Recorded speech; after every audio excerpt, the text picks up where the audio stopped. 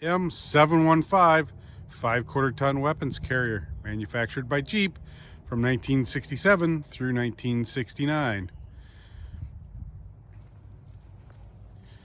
This is a Jeep that I've owned since 2004.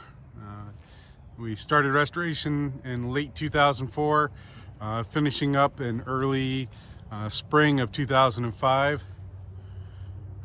This truck has been well around the military vehicle show circuit.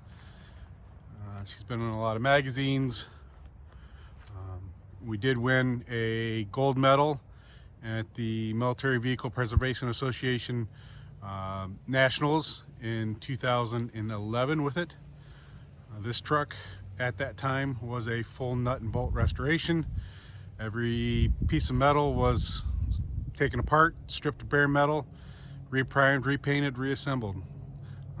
It's a little bit older of a restoration now, but still holding in really well.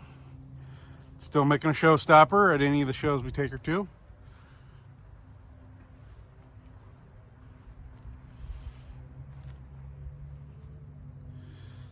And of course, we have the vehicle set up